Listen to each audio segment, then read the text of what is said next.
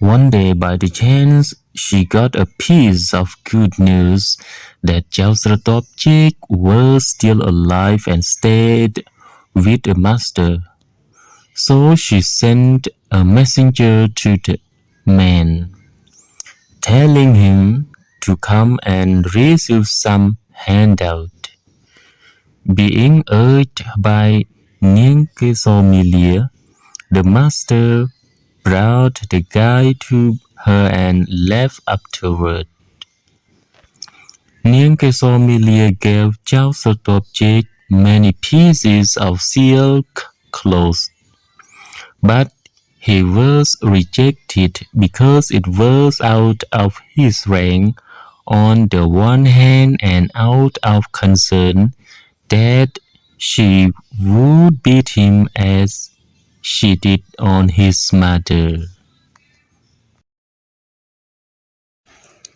She sent for him on many occasions, but the man kept refusing. Months passed by.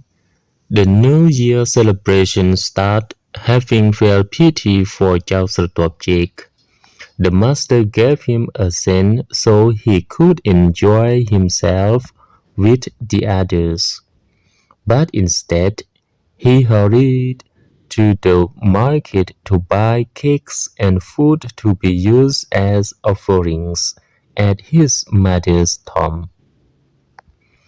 At the market, he came across Niang Kesomilia.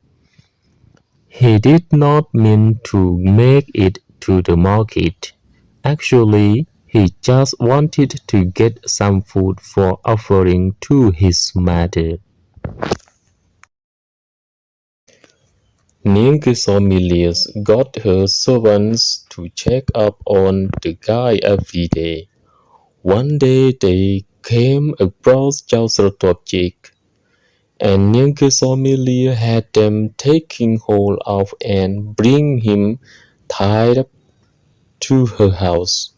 Once the man was in the house, she knelt down and justified her decision. To have the chance to chat and talk about their engagement in the childhood times. She said that she did not have any evil intention as her father did. A master advised his wife to increase the amount of rice cupcakes so the man could have some. Later on, he started to feel pity for Chau Srortaub Chek. He gave up his initial idea and allowed the poor man to attend the class instead. He even promised to give him some money to buy some clothes. After being given the money, Chau Srortaub Chek went to buy clothes sold at Niang Kesomilia's shop. The woman was very excited to see Chau Srortaub Chek.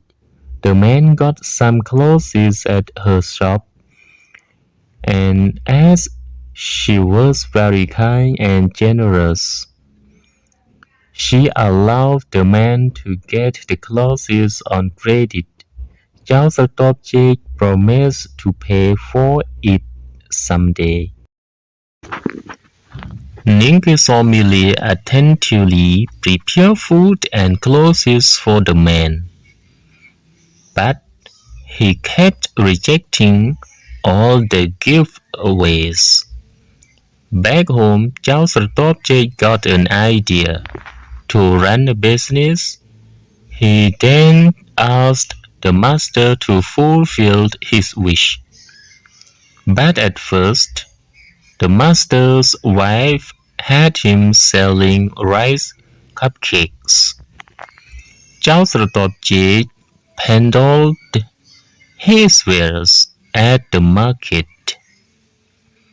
Niang Kesomilia supported him and asked him to come over and buy all the rice cupcakes. And she repeated the same thing every day. King Maharaja's age advanced. He wished to look for someone to succeed him, as he had only one daughter named Kesor. He ordered 1,000 men to be mobilized and sent to him every day, but none made the king satisfied, and the king kept doing it every day until a senior official suggested that the king should have used a white elephant to achieve the goal. For his part, the master led a group of young people to the palace to pay courtesies to the king. Having learned that he would be among them, Chau Srortaub Chek hurried to tell Kesor about his event. She got ready some clothes for the man and advised him to come back to her, whether he was lucky or not. But when getting back to the master's house, he was told by the master to guard the hall instead of going to the palace.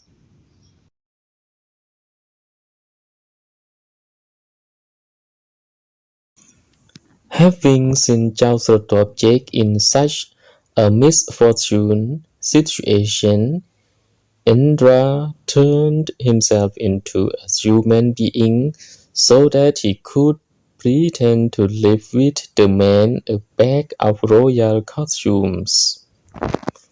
But Chau Srortaub Chek did not accept it. Indra in disguise told him that when seeing either a horse or elephant approaching, he had to open the bag and put on the costumes. He then disappeared.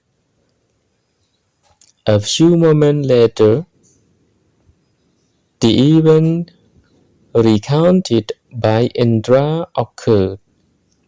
Chau Srortaub Chek when he attired while the elephant arrived at the hall.